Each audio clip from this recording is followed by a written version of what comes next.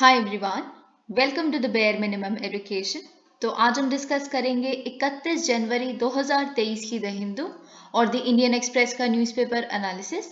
But before I start, I just want to say one thing that in case you find these videos helpful, you can always let me know that by commenting below, liking the video and subscribing to my channel if you haven't done that. तो आज की video का पहला article Indian express का एक article है, China province lets unmarried individuals raise children legally.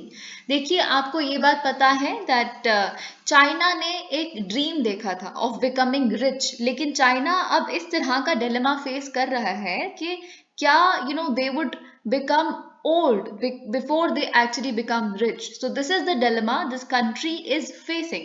तो देखिए, जब हम पॉपुलेशन कंट्रोल, इस तरह का क्वेश्चन आपके बिल्कुल पेपर में आ सकता है जीएस मेंस में कि क्या इंडिया को पॉपुलेशन, क्योंकि हम ऑलमोस्ट अनऑफिशियल क्लेम्स ये हैं कि हम नंबर वन लार्जेस्ट कंट्री बन चुके हैं पूरी संसार की, so should we go ahead for population controls and all of that. तो आपका आंसर ब्लेटेंटली ना है इस चीज के लिए।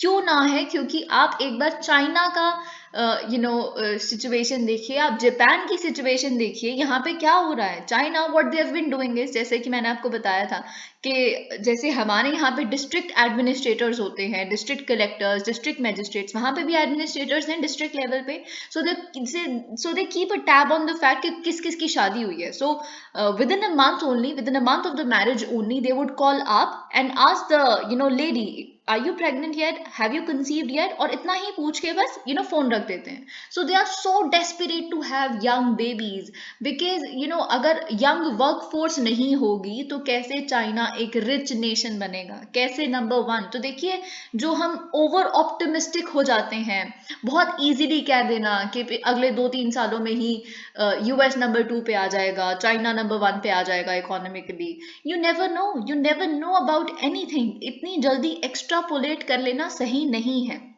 वही चीज आप जापान में देखिए, जापान में दे आर पेइंग यू कि आप यंग पॉपुलेशन, यंग फैमिलीज होनी चाहिए, you go to the hinterland, क्योंकि एक पर्टिकुलर टोक्यो के रीजन में ही इतनी ज्यादा पॉपुलेशन डेंसिटी है। और देखिए, जब ओल्डर जनरेशन आती है तो स्टेट लेवल पे भी तो बहुत बर्डन पड़ता है। तो बहुत कम, एक मुट्ठी भर यंग पॉपुलेशन है वो ओल्डर लोगों की पेंशन और वेलफेयर के लिए पे करेगी। तो बहुत इस तरह की दिक्कतें हैं। तो भारत का सबसे बड़ा जो इस समय पे एडवांटेज है वो हमारा डेमोग्राफिक डिविडेंड है। तो हमारे पास अगले 35-40 साल तक we are going to have a young population, so we should be working on that. देखिए, डेमोग्राफिक डिविडेंड है नहीं हमारे पास यंग डेमोग्राफी है। अगर हमारे पास यंग पॉपुलेशन है तो उसको हम डिविडेंड, डिविडेंड का मतलब जो हमें प्रॉफिट्स ला के दे, वो हम तब बना पाएंगे उसको जब हम उनको उनकी हेल्थ पे काम करेंगे, उनकी ट्रेनिंग पे काम करेंगे, उनके एडुकेशन पे काम करेंगे, स्किल्स पे काम करेंगे। तो इससे पहले कि जो डेमोग्राफिक डिविडेंड का पोटेंशियल है हमारे पास, इससे पहले कि डेमोग्राफिक नाइटमेयर बन के रह जाए या डेमोग्राफिक डिजास्टर बन जाए, क्योंकि अनएम्प्लॉयमेंट बहुत ज्यादा है, बहुत सारी इस तरह की चीजें। So the state will have to buck up. Of course आप इस चीज को बहुत ही सोबर टर्म्स में लिखेंगे, आप चाइना का एग्जांपल देंगे, आप जापान का एग्जांपल देंगे, आप रिसेंट जो एनएफएचएस डेटा आया है, एनएफएचएस 5 डेटा आया है कि कैसे बहुत जगहों पे, जैसे दिल्ली में 1 हो चुकी है टोटल फर्टिलिटी रेट, 2.1 है एक्चुअल में रिप्लेसमेंट रेट जो है, ये सारी चीजें हम देख चुके हैं। So you will compare and then give a very balanced and sort of forward looking answer, जिसके आप कंक्लूजन में डेफिनेटली डेमोग्राफिक डिविडेंड और डेमोग्राफिक नाइटमेयर का एक हिंट देंगे। ऑलराइट, तो यहाँ पे हम देख लेते हैं कि यहाँ पे हमें क्या पता चल रहा है। जो चाइना का साउथ वेस्टर्न प्रोविंस है सिचुआन, वहाँ की हेल्थ अथॉरिटीज ने अलाउ कर दिया है कि अगर आप अनमैरिड इंडिविजुअल्स भी हैं, you living in you are living in a live in relationship, या जैसे भी आप रह रहे हैं, you can have a proper family. आपको हम अलाउ करते हैं, you can have babies, you can have a young family. आप रजिस्टर भी करवा सकते हैं if you are planning to have babies. It's not a thing, you don't have to be really married for that. तो ऐसा देखिए बहुत ही rare China में देखने के लिए मिल सकता है।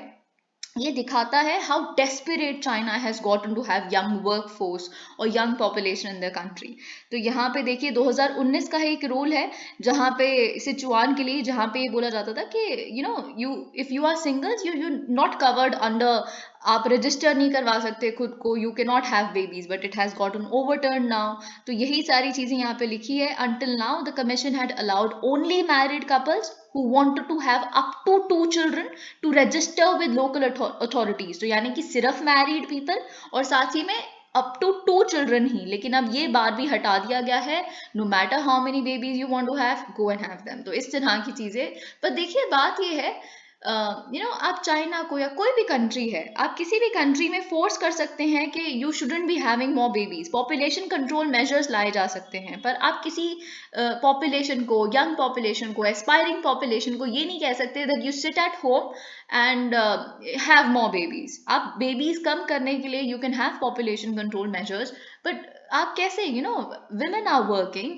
In China also, people are working, they aspire for good jobs, they aspire for a good lifestyle, they're going out, they're working there, they're building businesses. Women are CEOs of various business firms, so you can't ask them to sit at home, kill your aspirations and ambitions and produce babies. It's not sort of possible. Even the authoritarian governments cannot do that. Okay, so that's the thing. देखिए यहाँ पे क्योंकि आप इस बार जानते हैं both prelims और mains में कोविड-19 की वैक्सीन पे एक क्वेश्चन आया है। अब देखिए क्योंकि 3 साल हो गए हैं और हमने देखा है कि कैसे कोविड-19 जीरो कोविड पॉलिसी जो चाइना में एक फेलियर निकल के आई, तो हम कोविड-19 की पॉलिसीज को भी कंपेयर और जज करने लगे हैं, इंडिया की पॉलिसी बाकी कंट्रीज की पॉलिसी के साथ। तो चाइना के कंपैरेटिवली हमारी पॉलिसी अच्छी क्यों थी? क्योंकि जो हाइपर नेशनलिज्म आप ले आते हो ना, जो चाइना के नहीं, जिसने साइनोवैक लगवाया है वही हमारी कंट्री में आ सकता है, इंटरनेशनल फ्लाइट में भी सिर्फ वही एंटर कर सकता है, ऑल ऑफ दैट नॉनसेंस। तो ये जो अलग लेवल का, जब आपको पता है कि आपकी साइनोवैक एफिशिएंट ही नहीं है, वो काम ही नहीं कर रही, जो बचा ही नहीं पा रही वो डेथ से या फेर्टिलिटी रेट से, तो क्यों, किस तरह का कि हमें नहीं सिर्फ वही वाला। तो इस चीज में ग्लोबलाइजेशन काम आती है। तो Bharat is a very smart country, at least very prudent that way, उसको सही गलत की समझ है। इधर इस जगह हाइपर नेशनलिज्म की जरूरत नहीं थी। हमने बाहर से इंपोर्ट करके भी वैक्सीन डिलीवर की है, टेक्नोलॉजी ट्रांसफर भी किया है कोविशील्ड बनाने के लिए। So we went for globalisation. अगर से you get a question in GS1, globalisation versus anti globalisation, तो आप यहाँ पे लिखेंगे कि कैसे ग्लोबलाइजेशन बहुत बार हमें बचा भी लेता है। ऑल्दो कोविड हुआ ही ग्लोबलाइजेशन की वजह से है, वी अंडरस्टैंड दैट, पर सोल्यूशन जो है वो भी तो ग्लोबलाइजेशन में लाई करता है ना, otherwise you will falter like China. तो यहाँ पे बेसिकली आई सस्पेक्ट कि क्वेश्चन इस तरह का भी आ सकता है कि इंडिया की 3 साल की कोविड-19 पॉलिसी क्या थी, या फिर साइंटिफिक जैसे जीनोम सीक्वेंसिंग, किस किस तरह की वैक्सीनेशंस आई, ये सब कुछ आपसे पूछा जा सकता है। तो इस पर्टिकुलर आर्टिकल को हम एक स्टोरी के फॉर्मेट में डिस्कस करेंगे। Okay, we should be doing it अभी ही, लेकिन इसके बाद देखिए मैं आपको बता देती हूँ, अगर आपको लगे कि ये लेक्चर या फिर ये वीडियो इंपॉर्टेंट नहीं होने वाली, हमें आज कुछ बहुत इंपॉर्टेंट चीजें डिस्कस करनी है, जैसे इकोनॉमिक्स ऑफ मिलेट, क्योंकि मिलेट्स पे we get this talk a lot. Parliament में भी अब मेन्यू, जैसे कि हमने कल देखा था, parliament has gotten a new menu for itself, millet menu, जहाँ पे रागी डोसा, बाजरे का चूरमा, ये सब कुछ हो रहा है। इंटरनेशनल ईयर फॉर मिलेट्स हम सेलिब्रेट कर रहे हैं। PM मोदी इन हिज मन की बात हैज सॉर्ट ऑफ अप्रिशिएटेड अस, और हमें बोला गया है कि और मिलेट्स को प्रमोट, मोटा अनाज जैसे कहा जाता है। तो ये सारी चीजें हम मिलेट्स के बारे में बहुत देख रहे हैं, राइट?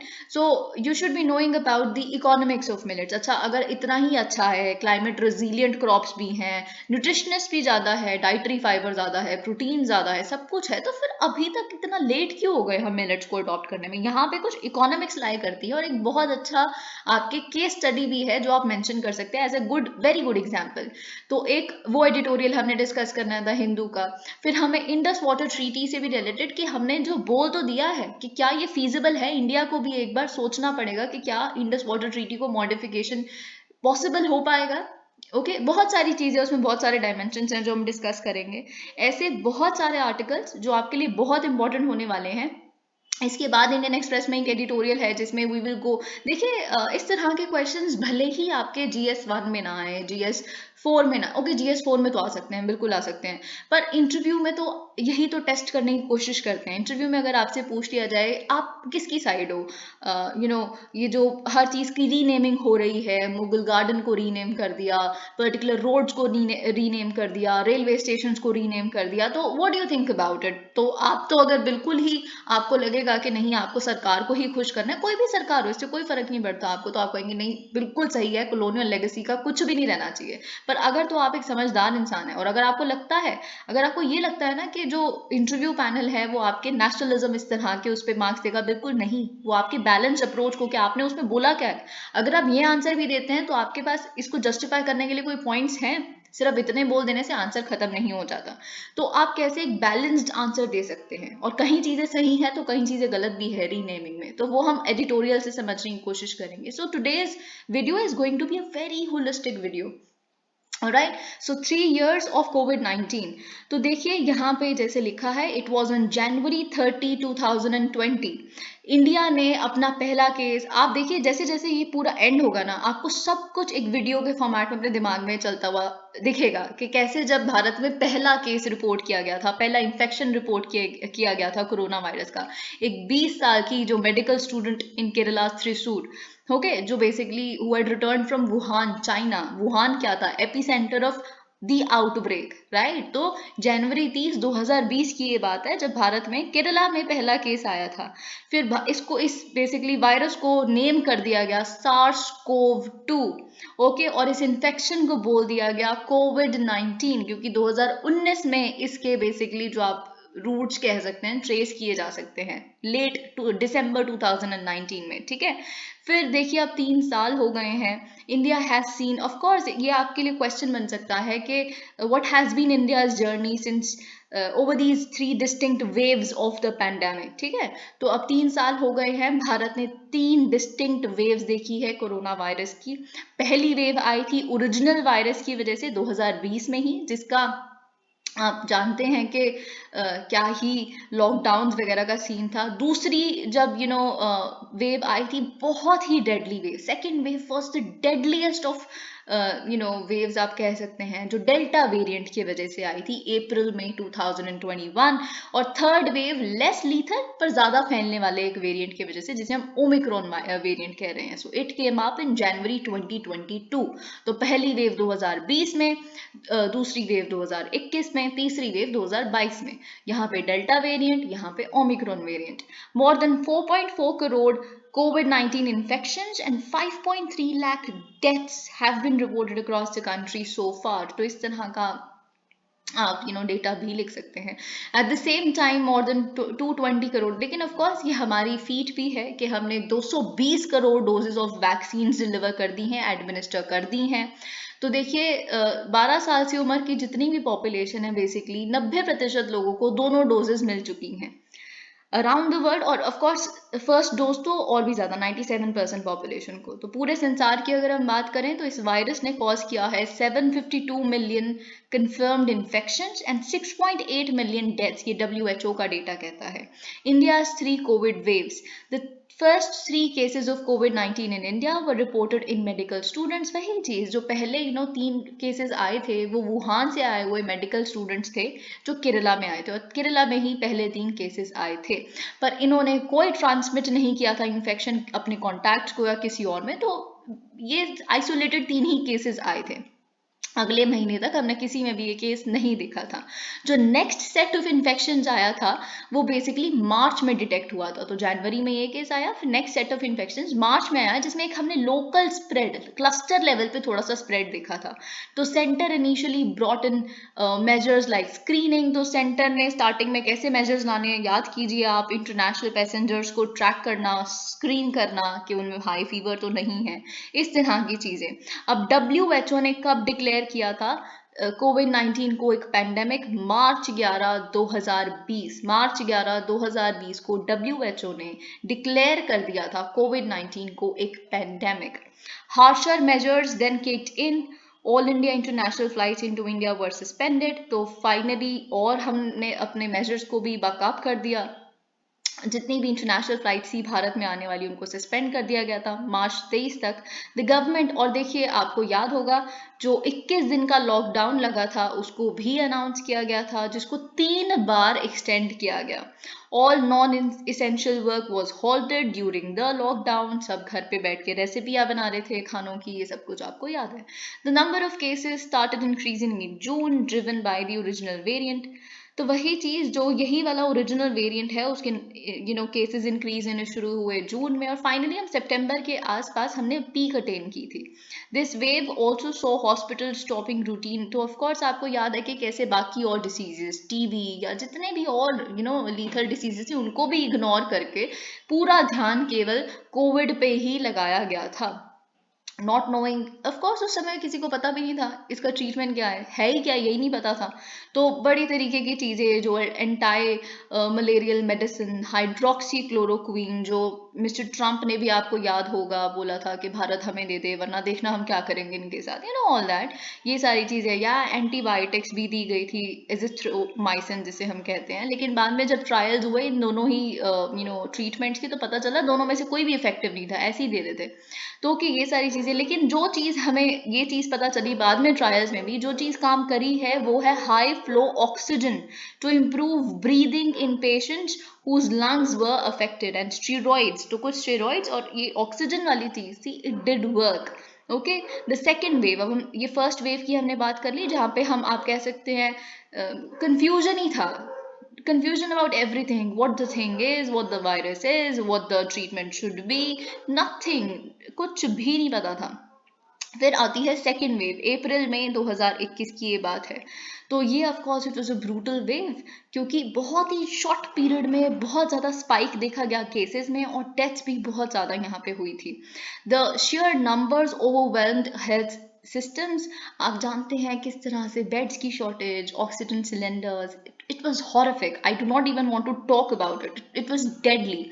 तो यही सारी चीज़ें यहाँ पे लिखी है। The government was criticise. अब जानते हैं पहली बार सरकार के खिलाफ इतना हमने देखा था, एक वेव सरकार के खिलाफ भी चली थी। तो उस समय वही चीज़ यहाँ पे लिखी है कि इतनी जल्दी कोविड-19 के खिलाफ विक्ट्री डिक्लेयर कर देना, और कैसे वेस्ट बंगाल की असेंबली इलेक्शंस में everybody was going there having rallies, और वही सारी चीज़ें, सुबह कुछ शाम को कुछ, ये सारी बातें आपको याद है जो उस समय चलाई जा रही थी। और कैसे महाकुंभ भी बेसिकली इस तरह के इवेंट्स को भी कंडक्ट किया गया हरिद्वार में, जिसकी वजह से, जिसमें 9 मिलियन लोगों ने बेसिकली जिसको अटेंड किया था। तो ये बहुत ही ज़्यादा क्रिटिसाइज किया गया था सरकार की इन सारे स्टेप्स को। With the delta variant going deep into the lungs, अब ये डेल्टा वेरिएंट का समय है, ये basically it penetrated very deep into the lungs, it caused severe pneumonia, more and more patients came up. मतलब आप जानते हैं इनफैक्ट जो पहले देखा जाता था कि एल्डरली लोगों में ज़्यादा इफेक्ट कर रहा है, जिनको किसी को डायबिटीज़ है या किसी और को कोई दिक्कत है, लेकिन 20 साल की उम्र के, 30 साल की उम्र के लोगों को भी हमने बेसिकली देखा था हॉस्पिटल्स में, जहाँ पे जिनको ऑक्सीजन की ज़रूरत थी। This led to a spike in demand and the government diverted industrial supplies of oxygen. तो इंडस्ट्रियल जो ऑक्सीजन बन रही थी उनमें, उस पर भी कंजम्पशन पे उन्होंने रिस्ट्रेंट लगा दिया, और उसको डाइवर्ट करना शुरू किया इंडस्ट्रियल ऑक्सीजन को हॉस्पिटल्स में। ये सब कुछ आपको याद आ रहा होगा। Okay, the delta wave also saw many developing the deadly. Of course आपको ये भी याद होगा, जब हम सेकेंड वेव पे आ चुके हैं, सेकेंड वेव के साथ साथ आपको म्यूकर माइकोसिस भी याद होगा, जब कोविड-19 इन्फेक्शन के बाद कई लोगों में फंगल इन्फेक्शन भी दिखने लगा था, Mucor mycosis. The increase in infection was seen despite India rolling out of vaccination. तो ऑफकोर्स इंक्रीज इन इन्फेक्शन हो रहे थे जबकि वैक्सीनेशन ड्राइव आ चुकी थी जनवरी 2021 में ही। ओके, सबसे पहले हेल्थ वर्कर्स को दिया गया था, फिर फ्रंट लाइन वर्कर्स को और एल्डरली को। तो मार्च 2021 तक 5.5 करोड़ डोजेस लग चुकी थी। लेकिन पीक अगर हम देखें मई में जब सेकेंड वेव का आया, तो 27.4 lakh cases and 28,900 deaths in a week. तो ये बेसिकली इस तरह का समय था सेकेंड वेव का। और of course everybody was so unhappy, health minister तक चेंज हो गए, मनसुख मांडविया जी ने बेसिकली ऑफिस लिया, टेकिंग ओवर किससे, डॉक्टर हर्षवर्धन से। अब थर्ड वेव की बात आती है, थर्ड वेव ओमिक्रॉन वेरिएंट का बेसिकली समय है ये। इसमें जो नंबर ऑफ केसेस आए, हॉस्पिटलाइजेशन या डेथ्स, वो बहुत कम है कंपैरेटिवली। 7800 डेथ्स हुई हैं और 21 लाख केसेस।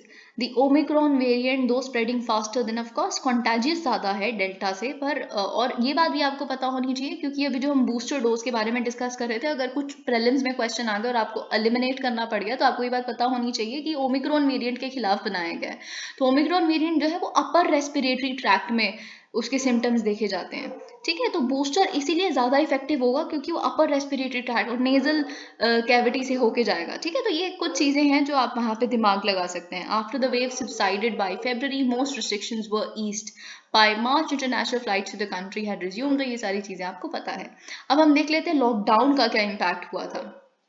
तो मार्च 24 2020 बेसिकली जहाँ पे जब हमारे पास सिर्फ 600 कंफर्म्ड कोविड केसेस थे पूरी कंट्री में, उस दिन अनाउंस किया गया था नेशन वाइड लॉकडाउन। मार्च 24 2020। अगर बाई चांस ऐसे ही किसी ने आपसे इंटरव्यू में पूछ लिया डू यू रिमेंबर कब लॉकडाउन अनाउंस हुआ था, इससे कोई फर्क नहीं पड़ेगा।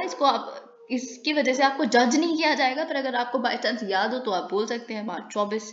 This prompted a massive reverse migration. और आपको ये चीज़ याद है जो माइग्रेंट क्राइसिस उस समय पे हमने देखा था, जब metropolitan areas Delhi and all of the near by areas, वहाँ से जितने भी वर्कर्स थे उनको पता ही नहीं था कि अब रिलाय नहीं रह सकते थे, क्योंकि गवर्नमेंट ने बहुत अब्रप्टली लॉकडाउन अनाउंस किया था। तो उनको लगा था उनका कुछ नहीं है, अब सब बर्बाद हो जाएगा इससे पहले कि फिर इसलिए हमें घर जाना पड़ेगा। और फिर ट्रांसपोर्ट भी नहीं था कोई, सब कुछ पब्लिक ट्रांसपोर्ट वगैरह सब कुछ बंद था, तो they went back home on foot.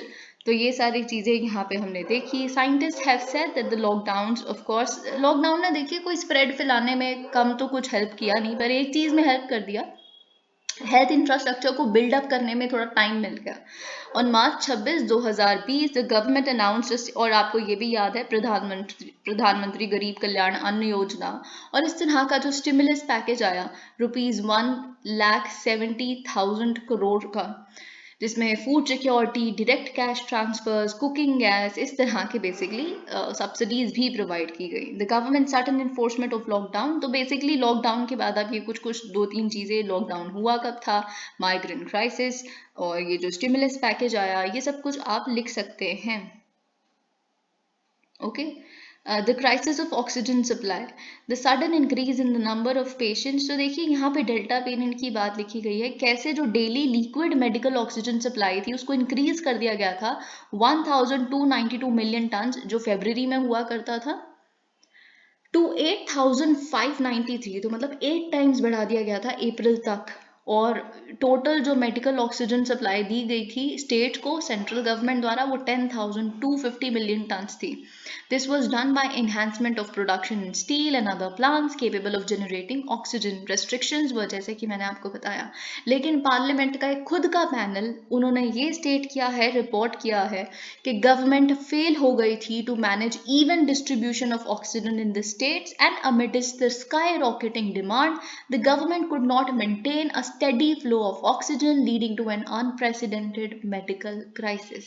ये खुद का पार्लियामेंट का एक पैनल बताता है। ओके, तो ये चीज़ टेस्टिंग, ये बहुत इंपॉर्टेंट है आपके लिए। कुछ कुछ चीज़ें आप यहाँ से लेके लिख भी सकते हैं। टेस्टिंग इन इंडिया, देखिए अगर देखा जाए ना, इस पैंडेमिक से बहुत कुछ सीखने को भी मिला है, इतनी इनोवेशन आई है और जो बहुत सारी चीज़ें। लेकिन अब इस पैंडेमिक के ख़त्म होने के बाद जो लॉकडाउन हट गए हैं, तो हम टेक जॉब ले ऑफ्स देख रहे हैं, ये भी इसका एक तो वही चीज़, जैसे मैं बहुत बार कहती हूँ कि ये जो पैंडेमिक है एक वाटरशेड मोमेंट था। एक है प्री पैंडेमिक वर्ल्ड, एक है पोस्ट पैंडेमिक वर्ल्ड, बिल्कुल ही डिफरेंट है दोनों एक दूसरे से। तो अगर ये बाई चांस इस तरह का कोई ऐसे आ जाए, so you should have good content to write on it. Okay, तो भारत में जो टेस्टिंग, अब ये बहुत इंपॉर्टेंट है, भारत में जो टेस्टिंग स्टार्ट हुई थी वो एक लेबोरेटरी से शुरू हुई थी। एक ही लेबोरेटरी थी जो टेस्टिंग कर रही थी। पहले वहाँ पे केस जाते थे, 2 से 3 दिन बाद आता था, आपको याद होगा सब कुछ। नेशनल इंस्टीट्यूट ऑफ वायरोलॉजी जो पुणे में है, जनवरी 2020 में यहाँ से बेसिकली टेस्टिंग शुरू हुई थी, जब पहला केस केरला में आया and all of that, you remember right. तो मार्च में, लेकिन मार्च आने तक क्या हुआ, गवर्नमेंट ने अलाउ कर दिया कि प्राइवेट लेबोरेटरीज जो हैं वो भी कंडक्ट कर सकती हैं टेस्ट को कोविड-19 के लिए, लेकिन आप प्राइस जो रखेंगे टेस्ट का वो केवल 45 रुपीज़ 100, मतलब बेसिकली ₹4500 तक में ही आपको टेस्ट करना पड़ेगा। Now laboratories even in remote areas, लेकिन अब हम देखें remotest of remote areas basically जो है वहाँ पे RT-PCR टेस्ट कंडक्ट हो सकता है वायरस के लिए। और यहाँ पे लिखा है India has also developed. Okay, तो हमने बहुत सारी चीप इंडिजिनस किट्स भी डेवलप कर दी हैं। और हमने, आपको याद होगा कि कैसे जो टीबी डायग्नोस करने की मशीन्स होती हैं जैसे CV-NAT, TrueNAT, वो भी हमने कोविड-19 के डिटेक्शन में यूज़ की थी। अगर हम एट प्रेजेंट बताएं तो 3,394 लैब्स हैं कंट्री में पूरी जो कंडक्ट करती हैं आज टेस्ट, और कॉस्ट करता है ये टेस्ट केवल ₹300 टू ₹400। ओके, तो ये सारी चीज़ें यहाँ पे लिखी है। और कैसे हम we have bin really a very active participant. जो यूनाइटेड नेशन जनरल असेंबली के जो प्रेसिडेंट भारत में आए हुए हैं उन्होंने भी कहा है कि कैसे कोविड-19 पे हमने अपना योगदान पूरी तरह से दिया है। कैसे जो Indian SARS CoV 2 consortium on genomics है, हमने जो अब बेसिकली जिस पे 52 लेबोरेटरीज आती हैं जिस अम्ब्रेला में, कैसे हमने इंटरनेशनल डेटाबेस में 2.25 लाख जीनोमिक सीक्वेंसेस इस वायरस की सबमिट की हैं। Nation wide vaccination drive, India rolled out covid vaccination on January 16 2021। तो ये बात आपको जैसे अभी हमने देखा था जनवरी 2021 में हेल्थ वर्कर्स के लिए, फ्रंट लाइन वर्कर्स के लिए, एल्डरली लोगों के लिए ये बेसिकली वैक्सीनेशन ड्राइव शुरू हो गई थी। Okay, with the Indian version of the Oxford AstraZeneca vaccine, Covishield, और ऑफ कोर्स तब तो कोवैक्सीन ट्रायल में ही थी, अंडर ट्रायल थी, वो भी हमने रोल आउट कर दी थी। तो vaccination of health care workers began in January and front line workers in February. Vaccination for people above the age group of 60 and above the age group of 45। ये सारी चीजें आप जानते हैं। Even as the centre open up the vaccination drive for adults in मई में आते आते जब पीक आ गया डेल्टा वेरिएंट का, तो हर एडल्ट के लिए बेसिकली वैक्सीनेशन ड्राइव खुल गई थी। लेकिन तब ऑफ कोर्स आपको ये कंट्रोवर्सी भी याद होगी, सरकार, केंद्रीय सरकार ने कहा कि हेल्थ क्योंकि स्टेट लिस्ट में आता है तो खुद से आप खरीदिए और खुद से एडमिनिस्टर कीजिए सारा कॉस्ट आपको। फिर इतना क्रिटिसिज्म फिर दोबारा सरकार का हुआ। फिर सेंट्रल गवर्नमेंट ने कहा कि ठीक है हम रिवर्स कर लेते हैं इस चीज़ को, हम सेंटर ही प्रोक्योर करेगी वैक्सीन को बाहर से और जो भी, और हम ही एडमिनिस्टर करेंगे, do not worry about it. तो ये सारी चीज़ें आपको याद होगा। और कैसे प्राइम मिनिस्टर के बर्थडे वाले दिन सितंबर 2021, 17 सितंबर 2021 टू बी वेरी प्रिसाइज, यहाँ पे एक ही दिन में कैसे 2.5 करोड़ लोगों को इम्यूनाइज किया गया था। ये सारी बातें आपको याद है। ओके, तो फाइनली अगर हम आज देखें तो 97% जो पॉपुलेशन है उसको कम से कम एक डोज तो लगी ही है, लेकिन जो बूस्टर डोजेज हैं उसकी एक्सेप्टेबिलिटी अभी इतनी नहीं है, या लोगों को लगता ही नहीं है कि वो ज़रूरी है, क्योंकि 27% ही पॉपुलेशन है उनको ये बूस्टर डोज लगी है अभी तक। अब देखिए ये वो एडिटोरियल है जो हम बात कर रहे थे, what is lost at Mughal Gardens, जो मैं आपको बता रही थी कि क्या ठीक है। अब देखिए ये आप डिसाइड कीजिएगा। मैं इस एडिटोरियल को पढ़ूंगी और इसी टोन में पढ़ूंगी जिसमें नारायणी गुप्ता जी द्वारा लिखा गया है। She is a well known historian of Delhi, alright. So I will be reading in exact. देखिए हम, आप या कोई भी ऐसा कोई आम इंसान है, वो तो कितना ही जानता है कि एक हिस्टोरियन की नज़र से कि क्या वो देखते हैं अगर एक जगह पे घूमने जाते हैं, आर्ट एंड कल्चर की प्लेस पे, या एक रोड को देखते हैं, उसके नाम को देखते हैं, उनका क्या पर्सपेक्टिव है हमारे लिए जानना बहुत ज़रूरी है।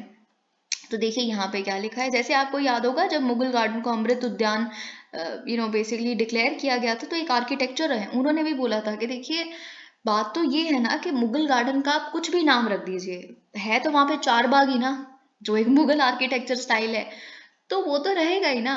और मुगल, कोई इसमें मुगल लेगेसी की तो बात ही नहीं है। अब देखिए आप इस चीज को डिनाई नहीं कर सकते ना।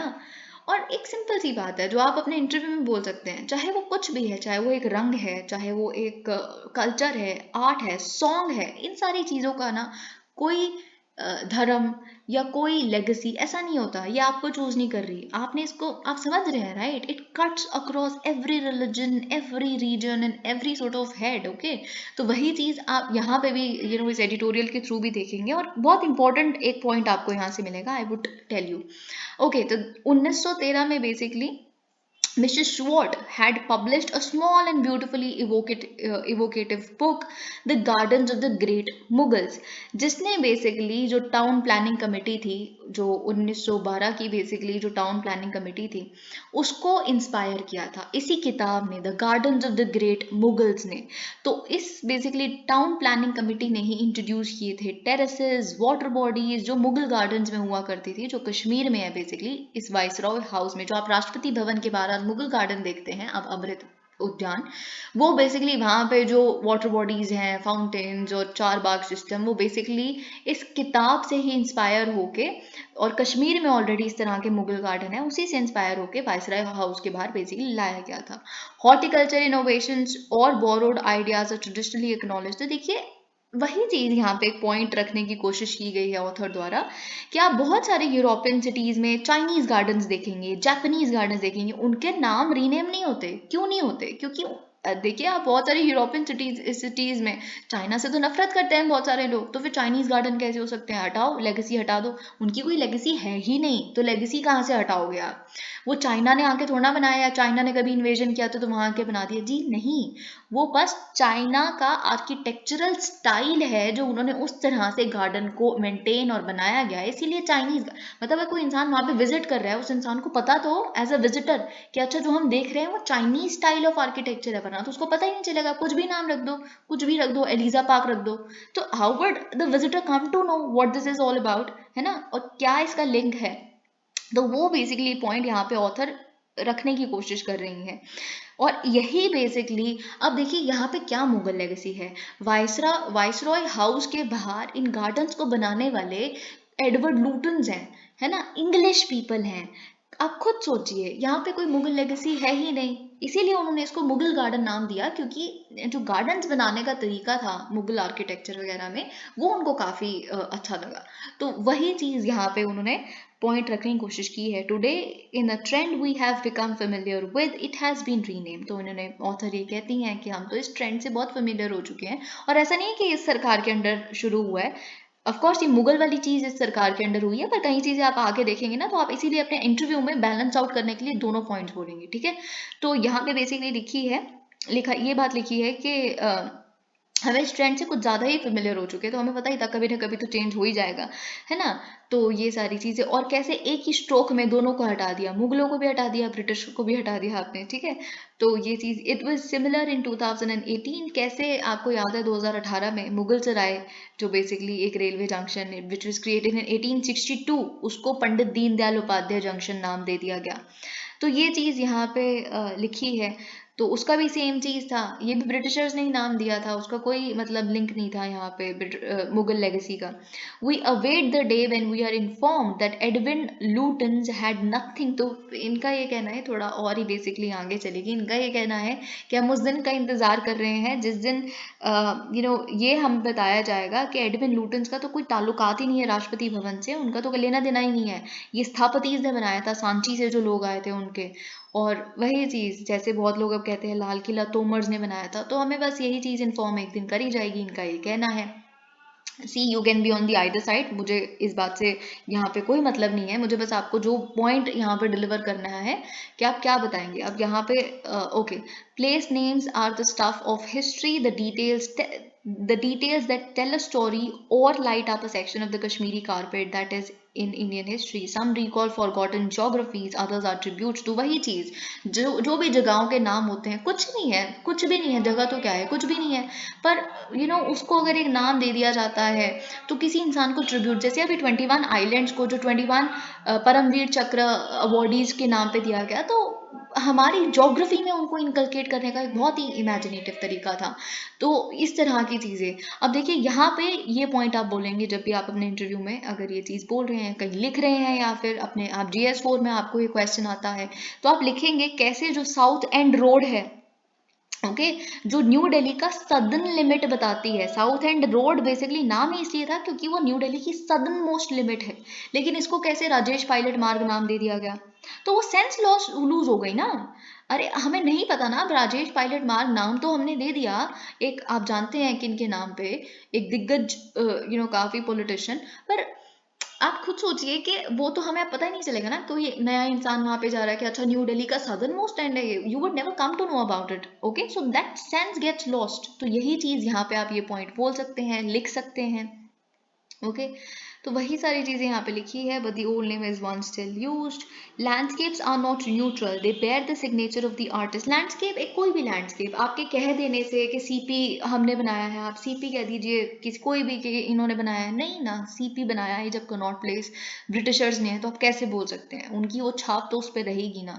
गलत सही वो अलग बात है, बिल्कुल सब भारतीय ही हैं, सबको मतलब, लेकिन एक आर्किटेक्चर का उसमें हिंट, एक डिजाइनर का उसमें हिंट, वो तो हमेशा रहेगा ही, okay. Middle class Indians are travelling to more and more countries all over the world, should they not enjoy recognizing connections in flowers, in furniture designs, in textiles and carpet motifs। वही चीज अगर हम जैसे कहीं घूमने जाते हैं तो वहां पे भी यही रीनेमिंग एक्सरसाइजेज अगर कहीं पे चल रही हैं, तो फिर अगर हम कहीं जाते हैं तो हमें कैसे पता चलेगा कि इसका लिंक क्या है, क्या इसका डिजाइनर था, किस डिजाइन पे पैटर्न पे ये बना है, या कुछ भी। ओके, तो ये चीज इन्होंने यहाँ पे बोली है। The history was kept alive with Sunday picnics, तो वही सारी चीजें, नथिंग मच।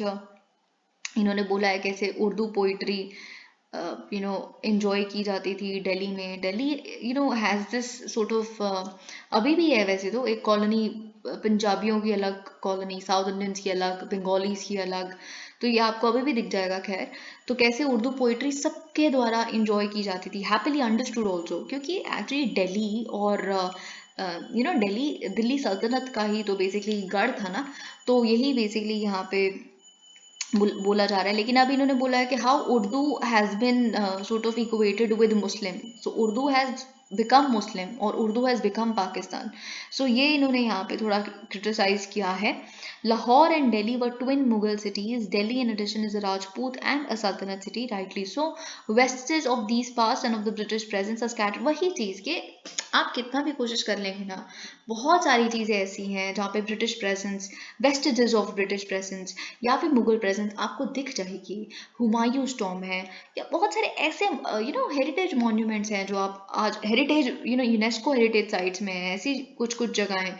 तो फिर आप वही चीज़ it is scattered all over, तो वो चीज़ यहाँ पे लिखी है। और बात ये है, ये जो जितनी भी अर्लियर रजीम्स थी did not rename older landscapes और buildings, they built near them. तो ओके, ये चीज़ यहाँ पे लिखी है। एट वन, तो इन्होंने बस एक एंडिंग नोट पे बोला है कि जो मुगल गार्डन्स हैं उनके आसपास एक राउंड पूल है और वहाँ पे बहुत सारे फ्लावर बेड्स का एक रिंग भी बना हुआ है, और वहाँ उसे हम बटरफ्लाई गार्डन कहते हैं, ल्यूटन बटरफ्लाई गार्डन। तो अब हम उसको कुछ भी नाम दे दें, तितली बोल दे, तितली गार्डन, तो आती तो वहाँ पे बटरफ्लाई है। तो ये इन्होंने बेसिकली यहाँ पे बोला है। यहाँ पे जो आपको पॉइंट बोलना है, आप राजेश पायलट मार्ग और साउथ एंड रोड का एक पॉइंट दे सकते हैं, बहुत ही एप्टली समझ आ रहा है कि कैसे how name sometimes make a point. तो अगर तो कोई जो नाम है वो कोई पॉइंटलेस लग रहा है तो कर दो उसको रीनेम, ठीक है, लेकिन sometimes it tells you something. Okay, it has got a story, it has got some remarkable feature. Okay, gender gap in undergrad widens, gains of last few years lost to pandemic। तो देखिए यहाँ पे क्या हुआ है कि under graduation की जो एनरोलमेंट है उसमें विमेन और मेन की जो रेशो है थोड़ी सी डिसबैलेंस हो गई है। जो हमने पैंडेमिक से पहले जो अचीव किया था वो it has gotten lost due to the pandemic. Okay, तो यही सारी चीज़ें यहाँ पे बताई गई हैं। ओके, मतलब 100 अगर मैन है तो उसमें विमेन कितनी बेसिकली एनरोल हो रही हैं। तो 2019-20 में पैंडमिक से पहले की अगर हम बात करें तो बीए में 127 थी, अब 108 है। 2020-21 में पैंडमिक की बात की अगर हम फिगर देखें, बीबीए में 68 थी, अब 62 है। बीकॉम में 100 थी, अब 94 है। तो ये एमबीबीएस ने देखिए 110, तो पहले महिलाएं ज़्यादा एमबीबीएस के लिए ऑप्ट कर रही थी, अब 100 है। तो ये कुछ कुछ चीज़ें हैं जो आप कह सकते हैं अनडन हो गई हमारे कुछ गेम्स यहाँ पे। Task for India's millet revolution, now this is something very very important. यहाँ पे मैं आपको एक बात कहूँगी आपको कंफ्यूज करने के लिए, देखिए it can be done either ways. Okay, आपको हिंदी जो नाम है वो याद रखने पड़ेंगे, हिंदी और इंग्लिश नाम मिलेट्स के, क्योंकि millets is so much in the air lately, right, so you will have to do this, इतना काम तो आपको करना पड़ेगा। तो आपको पता होना चाहिए एटलीस्ट जो 3 सबसे ज़्यादा हम जो कहते हैं मेजर मिलेट्स हैं वो आपको पता होना चाहिए। Sorghum is jawar, pearl millet is bajra, finger millet is ragi. I repeat, sorghum is jawar, pearl millet is bajra, finger millet is ragi. ठीक है, तो ये आपको पता होना चाहिए, क्योंकि अगर आपको से कुछ कुछ इन्फॉर्मेशन दिया और उसमें जवार बाजरा रागी नहीं लिखा हुआ और उसमें लिखा है कि सबसे ज़्यादा जो कल्टीवेशन है वो सॉर्गम की हो रही है, प्रोक्योरमेंट भी सबसे ज़्यादा सॉर्गम की हो रही है, तो आपको यही नहीं पता। आपको ये तो पता है कि यार जवार सबसे ज़्यादा उगता है, जवार खाया भी जाता है ज़्यादा, लेकिन ये नहीं पता कि मतलब जवार को ही सॉर्गम कहते हैं। तो ये थोड़ा आप अटक सकते हैं, you never know, maths the following आ जाए किसी तरह का। ओके, तो ये सारी चीज़ें आपको याद रखनी पड़ेंगी। इतना तो खैर आपसे एक्सपेक्ट ही किया जाता है, basic English. The food and agricultural organisation, आप जानते हैं यूनाइटेड नेशंस के FAO ने फाइनली 2023 को डिक्लेयर कर दिया है international year of millet. Now millet of course has got a very special nutritive properties. Okay, किस तरह की प्रॉपर्टीज हैं? High in protein, dietary fibre, micro nutrients, antioxidants, you want to live more, consume millets. Okay, तो ये सारी चीज़ें यहाँ पे लिखी हैं। और ऑफ कोर्स यहाँ पे कुछ स्पेशल एग्रोनॉमिक कैरेक्टरिस्टिक्स भी हैं। ड्राउट रेजिस्टेंट है, suitable for semi arid region है, पानी कम, क्लाइमेट रेजिलियंट ज़्यादा, है ना। तो इस तरह के कुछ कुछ जो हम जिस दौर में हैं, जो Paris agreement, this agreement, COP27, 2070 तक carbon neutrality and all of that, so millet would come handy. Okay, तो अब इतना ही जब सब कुछ अच्छा है, मिलेट में गुड न्यूट्रिशन है, क्लाइमेट रेजिलियंस है, तो क्यों कंस्ट्रेंट्स क्या है फिर? अभी तक हम मिलेट की कल्टीवेशन को या कंजम्पशन को हम क्यों, आप और हम रोज मिलेट्स क्यों नहीं खाते अपने घर पे, रोज सुबह शाम रात? ऐसा क्यों नहीं हो पाया? आटा चावल भी एक समय पे, अब खैर आपने वो वीडियो मेरी देखी है ये नहीं, पर वो एक बहुत इंपॉर्टेंट वीडियो थी। अगर मुझे ध्यान रहा तो मैं वो वीडियो को लिंक भी कर दूंगी अगेन, उसकी शुरुआत के आपको कुछ मिनट देखने हैं, 10 से 15 मिनट। तो उसमें बहुत मैंने बताया है कि कैसे जो राइस और वीट है वो रिच मैन्स फूड हुआ करता था, और कैसे जो एक पुअर हाउस होल्ड तो केवल सपने ही देख सकता था चावल और रोटी खाने के, पर कैसे उसको मतलब आप उसको पढ़ेंगे ना, समझेंगे तो आपको पता चलेगा कि कैसे वो आज 2 रुपए या 3 रुपए या 1 रुपए में मिलता है। कैसे ये रेवोल्यूशन आया, प्रोक्योरमेंट एंड फिर PDS and all of that, how could it be made possible. और उसी तरह का रेवोल्यूशन मिलेट में भी चाहिए, लेकिन मिलेट में थोड़ा एक्स्ट्रा एडेड दिक्कतें क्यों हैं, ये सब कुछ मैंने आपको उस वीडियो में बताया था। ओके, तो यहाँ पे basically economics of millet cultivation, production, consumption and procurement समझाई गई है।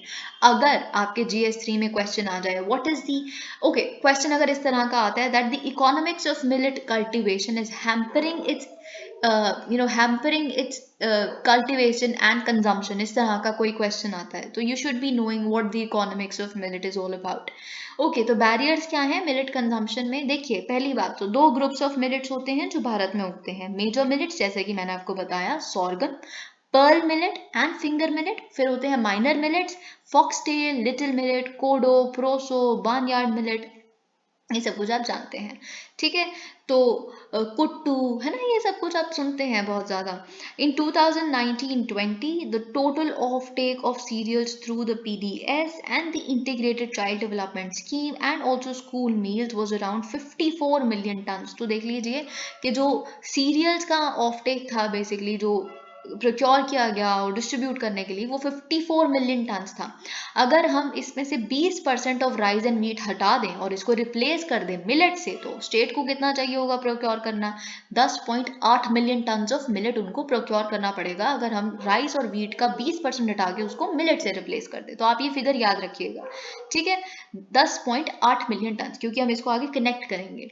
2019-20 में जो टोटल प्रोडक्शन था न्यूट्री सीरियल्स का, जिसको हम पहले कोर्स सीरियल्स कहते थे, वो प्रोडक्शन था 47.7 मिलियन टन्स, और इसमें से बल्क जो आ रहा था वो मेज से आ रहा था, मेज 28.8 मिलियन टन्स। एक और चीज आप याद रखिएगा, जो मेज है, मेज एक नॉन मिलेट क्रॉप है। बाय चांस आप कंफ्यूज हो जाए, है ना, और आपके पेपर में कोई ऐसी स्टेटमेंट आ जाए और आप समझे कि नहीं यार, होती तो शायद मेज भी मिलेट ही है, तो दैट इज रॉन्ग। मेज एक नॉन मिलेट क्रॉप है, पर ऑफ कोर्स न्यूट्री सीरियल है, ठीक है। तो मिलेट्स भी न्यूट्री सीरियल्स के अंडर ही आती हैं, पर मेज is a non millet crop. अब देखिए, मिलेट और नॉन मिलेट क्रॉप को कैसे आप यहाँ पे, मेज is corn actually, right, sort of corn crop, लेकिन जो मिलेट्स होती हैं वो एक ग्रास क्रॉप होती हैं। ये चीज आप अपने ध्यान में रखिएगा, ठीक है, अगर इस तरह की भी कोई स्टेटमेंट बाई चांस आ जाती है तो। Okay, the production of sorghum, अब यहाँ पे MS स्वामीनाथन, जो आप जानते हैं MS स्वामीनाथन जी को, जो कौन नहीं जानता, तो MS स्वामीनाथन ने सजेस्ट किया था कि कोर्स ग्रिल को सीरियल्स को बेसिकली रिप्लेस कर देना चाहिए न्यूट्री सीरियल से। ओके, तो क्योंकि because of the nutrition intensification it would do. अगर हम यहाँ पे देखें, जो सोरगम की प्रोडक्शन है 4.8 मिलियन टन्स है, पर्ल मिलेट की जो प्रोडक्शन है 10.4 मिलियन टन्स है, फिंगर मिलेट की जो प्रोडक्शन है along with all other millets 3.7 million turns है। तो जैसे कि मैंने आपको बताया कि अच्छा, तो यहाँ पे आपको एक और चीज़ पता चलती है कि जो प्रोडक्शन है वो बाजरे की ज़्यादा है और जवार की कम है, ठीक है, तो ये चीज़ आपको पता होनी चाहिए।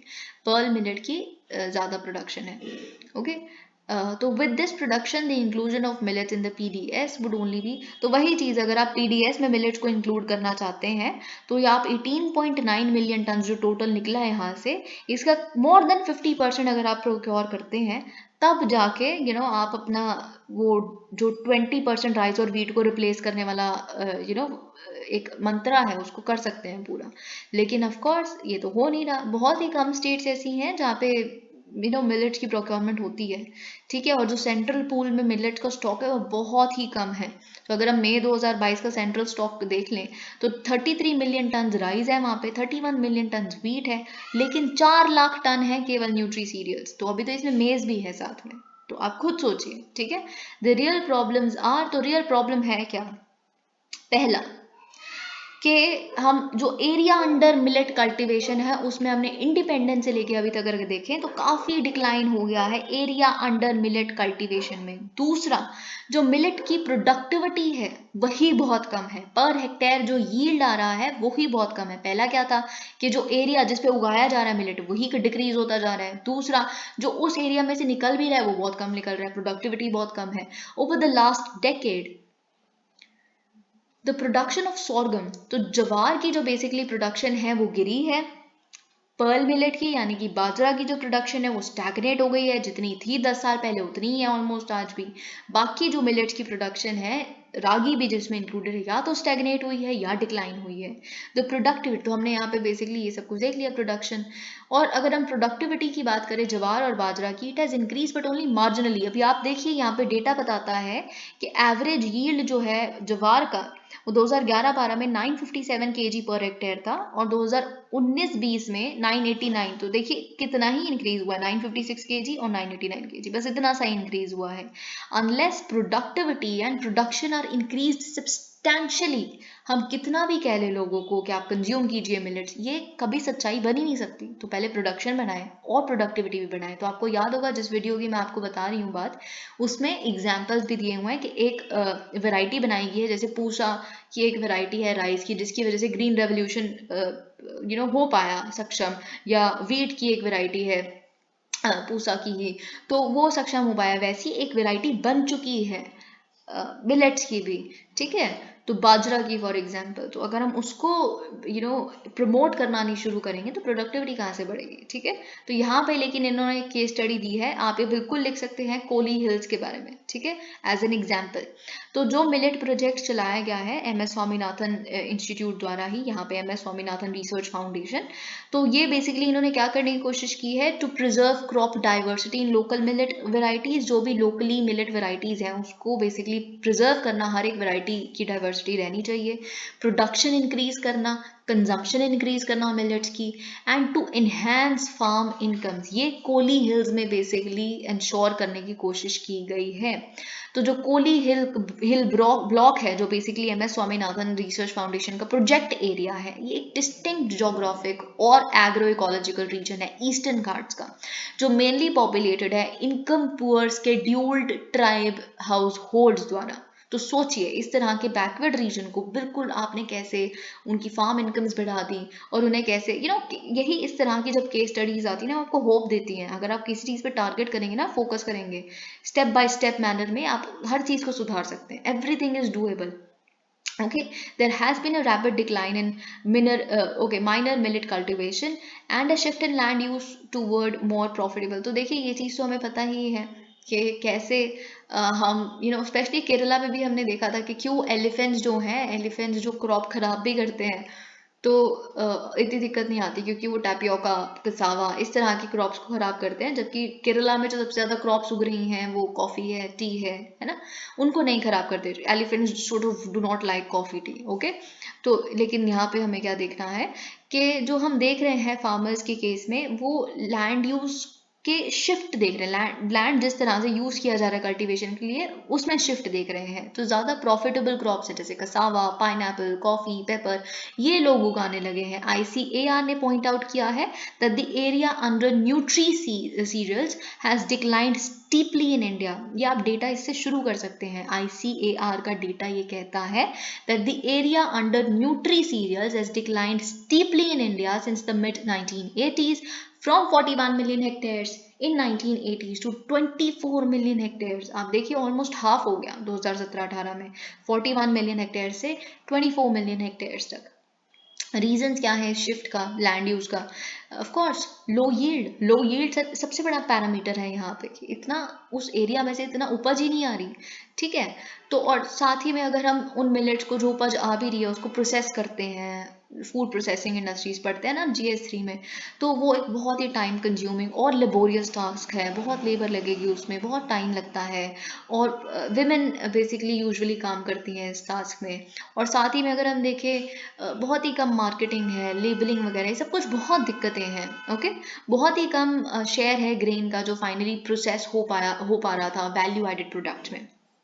वैल्यू एडेड प्रोडक्ट्स का मतलब क्या होता है? जब आप टमाटर से केचप बना देते हैं, ओके, उसी को प्रोसेसिंग कहते हैं, उसी को वैल्यू एडिशन कहते हैं। या फिर आप ओके इस केस में अगर मैं आपको वैल्यू एडिशन का एक और अगर एग्जांपल दूं, खैर वो तो प्रोसेसिंग का एग्जांपल हो गया। वैल्यू एडिशन का मतलब आपने बादाम लिए, आलमंड्स को रोस्ट कर दिया, रोस्टेड आलमंड्स तो पहले भी वैसे ही थे, उसको वैल्यू एडिशन किया थोड़ा बहुत रोस्ट करके, और उसको देखिए कितना महंगा बिकता है वो नॉर्मल ओरिजिनल आलमंड्स के कंपैरिजन में, ठीक है।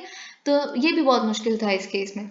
द प्रोजेक्ट इंटरवीन, तो प्रोजेक्ट ने क्या किया, उन्होंने 3 स्टेप्स में बेसिकली इंटरवेंशन दिखाई। पहला तो उन्होंने क्या करना था, यील्ड एनहांसमेंट करना था, यील्ड एनहांसमेंट को अटेम्प्ट किया गया। इसमें बेसिकली बहुत सारे पार्टिसिपेटरी वेराइटल ट्रायल्स को, जिसमें इंप्रूव्ड सीड्स यूज किए, नई एग्रोनॉमिक प्रैक्टिसेस को यूज किया, नई टेक्नोलॉजी को यूज किया, जिससे यील्ड बढ़ जाए, ठीक है, यील्ड उपज ज्यादा निकले, ओके।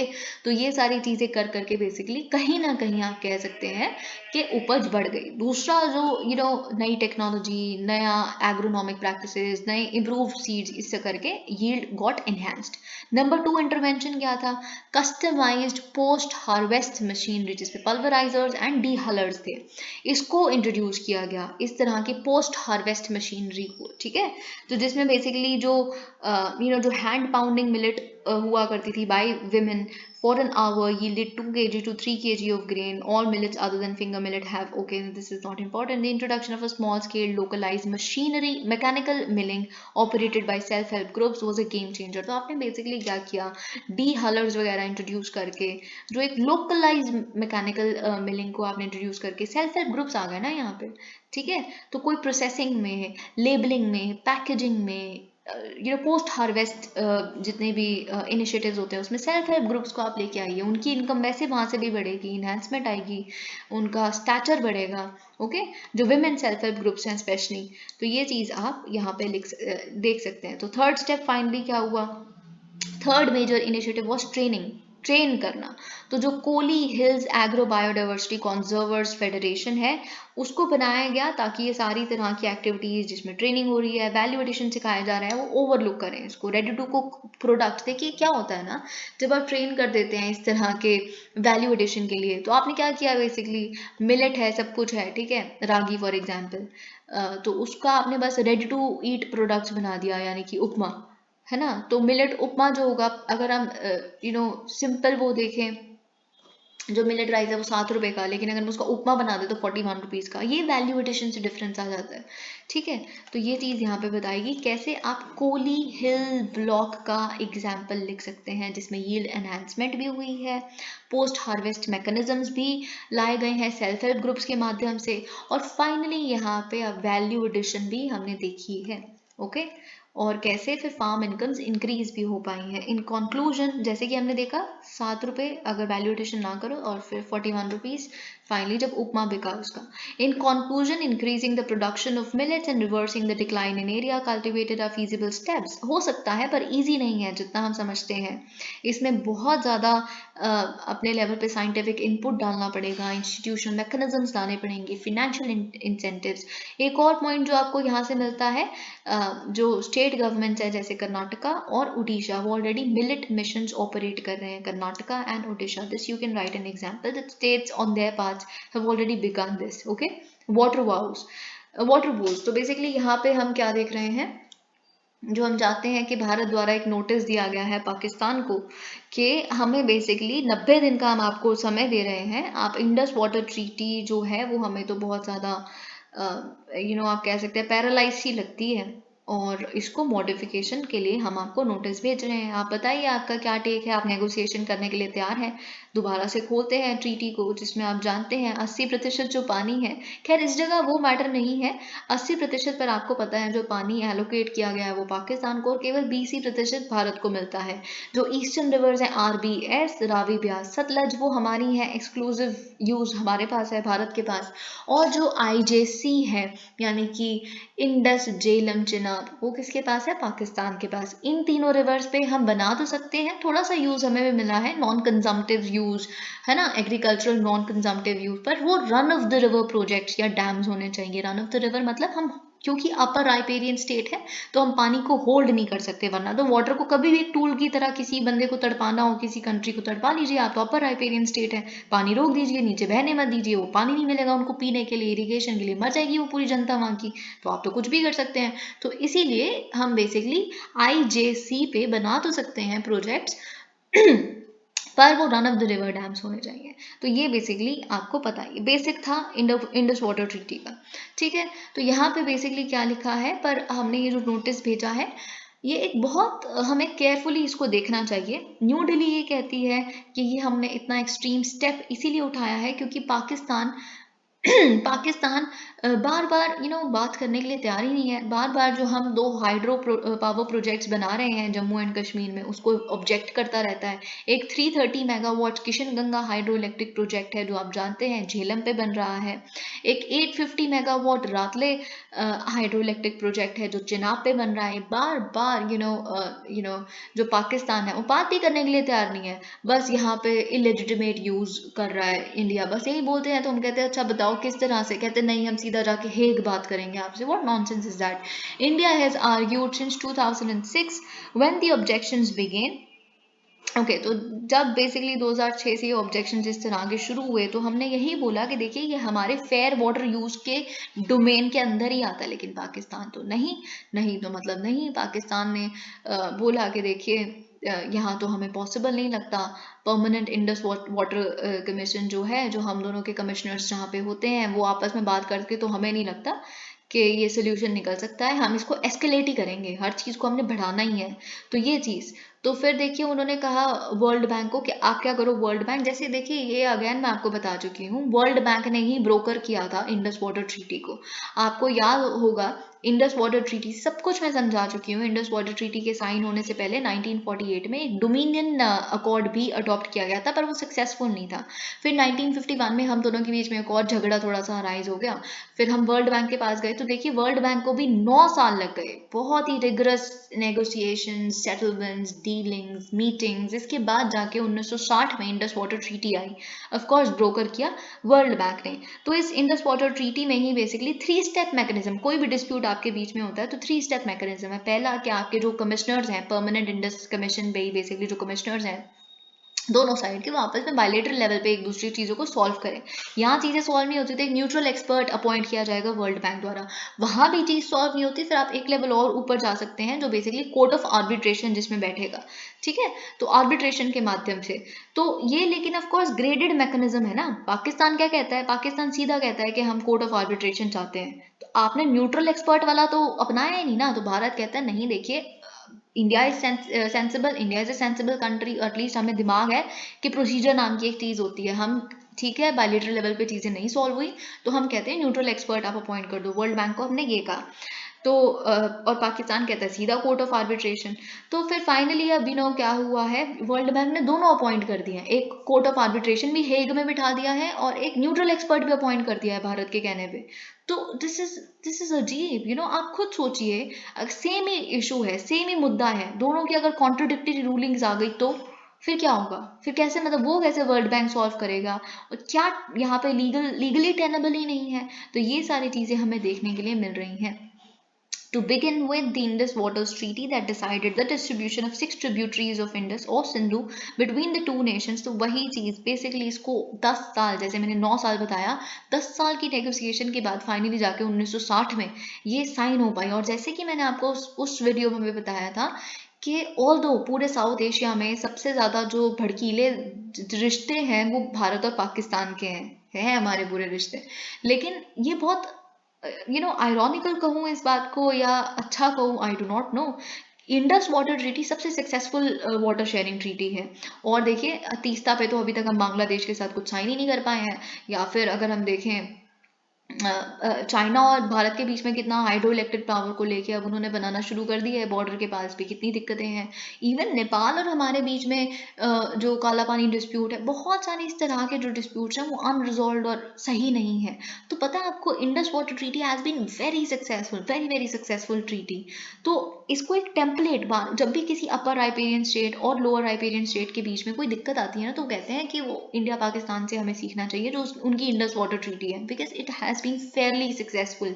इतने टेररिस्ट अटैक्स और इतनी जो दिक्कतें हमने सही हैं उसके बाद भी कहीं ना कहीं यहाँ पे हम आप कह सकते हैं कि ऑल्दो आप जानते हैं जब उरी अटैक्स हुए उसके बाद मिस्टर मोदी ने भी ये चीज़ कहा that blood and water can not flow together. और कैसे इंडिया द्वारा भी एक प्रेशर था कि हमें वाटर को एज अ टूल यूज़ करना शुरू कर देना चाहिए और we should be walking out of the treaty itself and all of that तो पर it has been fairly successful one अभी तक तो for more than half a century. तो यहाँ पे बेसिकली वही चीज़ बताई गई कि आप खुद सोचिए अगर हम आज इसको मॉडिफिकेशन के लिए चलिए पाकिस्तान मान भी जाता है, पर वो क्या क्या गारंटी है कि रीजनेबल टाइम फ्रेम में हम दोबारा सारी चीज़ों को अमेंडमेंट्स ले आएंगे, रीनेगोशिएट कर देंगे या सब कुछ। कितने साल लगेंगे हमको क्या पता। अभी 2006 से शुरू हुआ था ये वाला डिस्प्यूट भी हाइड्रो इलेक्ट्रिक प्रोजेक्ट पे, 16 साल तो इसी को हो गए। अब कितने साल लगेंगे दोबारा एक ट्रीटी साइन होने में, कितना डायलॉग हो पाएगा। तो ये बेसिकली आप कह सकते हैं कि, और स्पेशली इस समय पे जब भारत और पाकिस्तान के बीच में कोई बातचीत ही नहीं है, जब से उरी अटैक्स पुलवामा के बाद से तो कोई बात ही नहीं है ना, ट्रेड बंद है, कोई पॉलिटिकल डायलॉग नहीं है आपस में, कुछ नहीं होता, एयर और रेल कनेक्टिविटी नहीं है हमारे बीच में, कुछ है ही नहीं। तो अब कैसे इंडिया पाकिस्तान कन्फ्रंटेशन में एक नया डायमेंशन ऐड हो गया है, वो इंडस वाटर ट्रीटी का डायमेंशन है। ये चीज़ बेसिकली यहाँ पे लिखी है। Okay, Kejriwal launches website showing real-time data on sources of air pollution. Now this is an example for you transparency का, कैसे एक दिल्ली की पूरी जनता के पास अब ये एवेन्यू है कि जो वेबसाइट दिल्ली चीफ मिनिस्टर ने लॉन्च की है आज www.rasman.com कि बेसिकली एयर पोल्यूशन के स्रोत क्या है, रियल टाइम लेवल पे आप इसे चेकआउट कर सकते हैं। कहाँ से बायोमास बर्निंग से आ रहा है पोल्यूशन, व्हीकल से आ रहा है, किस जगह से बेसिकली। तो ये बेसिकली आप ट्रांसपेरेंसी में से कह सकते हैं कि it's sort of a good step. तो वही चीज़ यहाँ पे लिखी है, nothing much here. IIT Kanpur, IIT Delhi, TERI, इन सब ने अपना योगदान दिया है इस स्टडी में। और यही सारी चीज़ें, अब बेसिकली एक झगड़ा हम जो चाहते हैं वो ख़त्म हो जाए, जो हर साल विंटर्स में शुरू हो जाता है कि स्टबल बर्निंग की वजह से, मिस्टर केजरीवाल कहते हैं उसकी वजह से एयर पोल्यूशन है, सेंट्रल गवर्नमेंट कहती है लोकल सोर्सेज हैं जिसकी वजह से पोल्यूशन है। तो चलिए हमें भी पता चल जाएगा पोल्यूशन है क्यों यहाँ पे। 61 killed in suicide attack at Pakistan mosque. ना देखिए ये एक बहुत ही इसको क्या कहें, एक दर्दनाक बात है कि आपने जिन लोगों को ट्रेन किया, जिनको मुजाहिदीन बनाया, वही तालिबानी लोग आज आप पे अटैक कर रहे हैं। तो ये आप कह सकते हैं कि no, as you sow shall you reap, ये एक उसका एग्जाम्पल है। But still we are Indians, we can not, हम इस पर खुश नहीं हो सकते कि किसी की जान चलेगी, चाहे वो हमारा कि कितने ही बुरे नेबर्स हैं, हमारे साथ इतना बुरा किया इन लोगों ने। पर कहीं ना कहीं पाकिस्तान एक इस बात का एग्जाम्पल है हमारे लिए कि इनके जैसा कभी नहीं बनना, कि अपना कोई इम्प्रूवमेंट, कोई डेवलपमेंट, किसी चीज़ पे ध्यान नहीं है, बस भारत से नफरत पे ध्यान, हर चीज़ में भारत से नफरत पे ध्यान। खुद आज इतनी घटिया इकोनॉमिक सिचुएशन में है कि मार्केट में 7:30-8 बजे के बाद लाइटें भी नहीं जल सकती क्योंकि एनर्जी कंजर्व करनी है, एनर्जी नहीं है।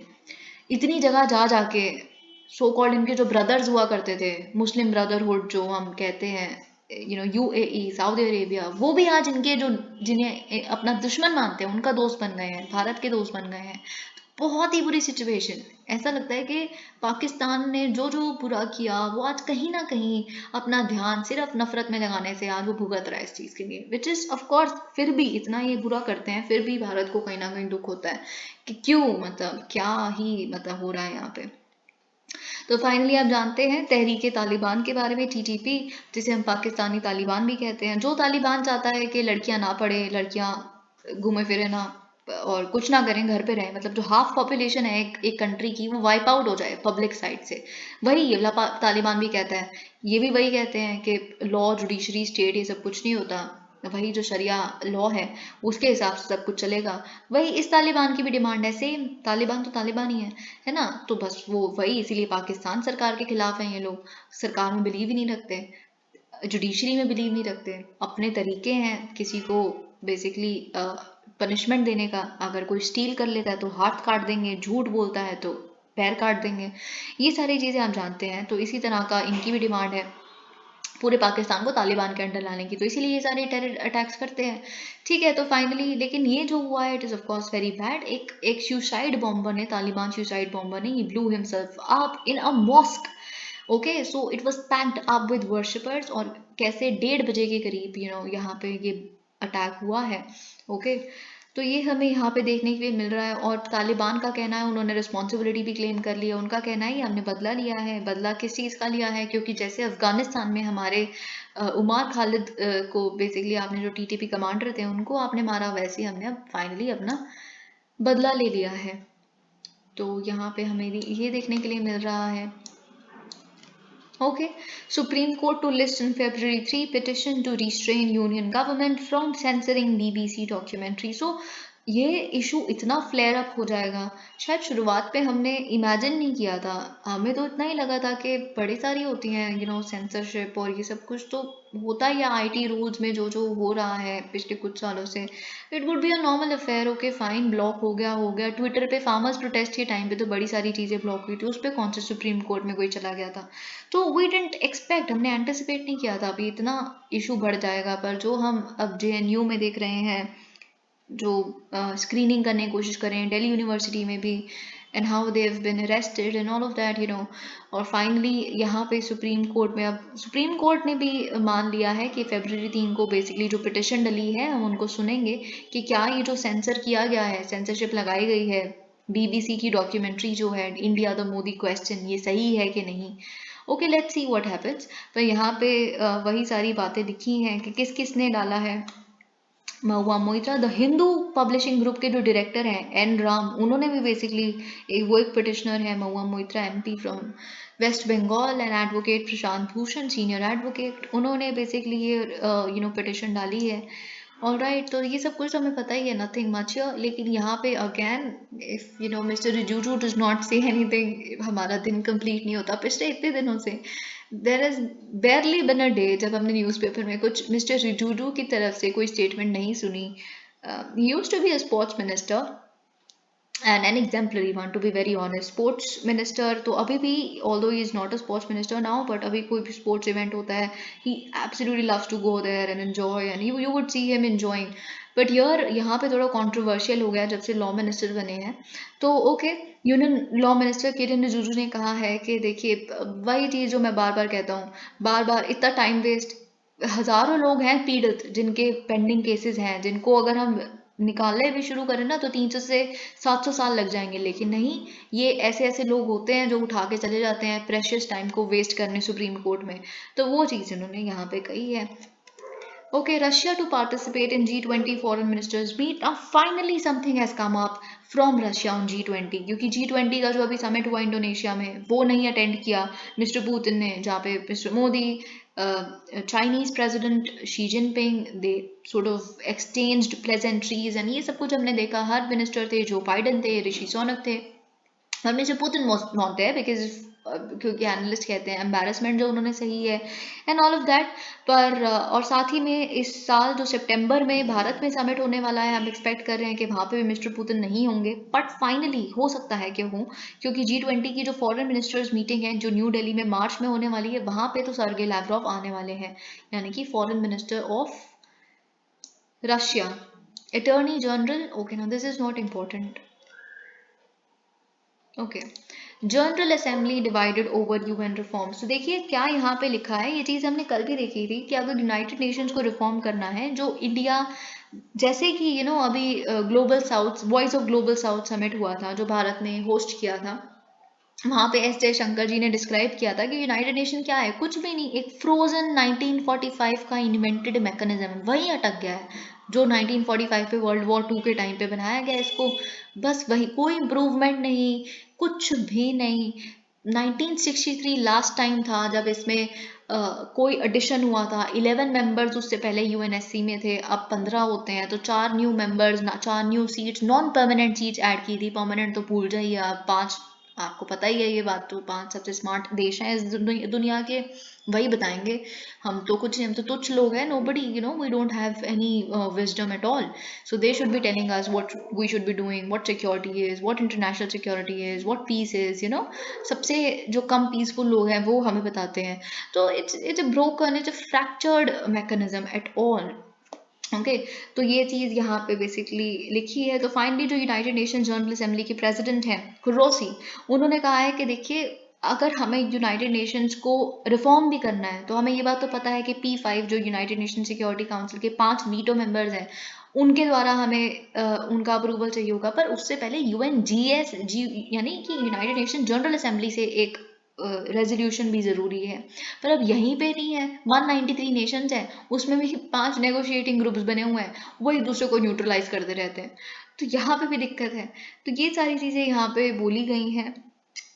और देखिए 1963 वाला जो मैंने अभी आपको फैक्ट बताया है, ये आपके प्रीलिम्स में आ सकता है, तो वही सारी चीज़ें यहाँ पे लिखी है, और इंडिया को थैंक किया गया, और इंडिया को बोला गया है कि आप और एक्टिवली पार्टिसिपेट कीजिए, आपने बहुत योगदान दिया है कोविड-19 के टाइम पे और हर चीज़ में, यही सारी चीज़ें यहाँ पे लिखी हैं। Thank you so much, please like the video.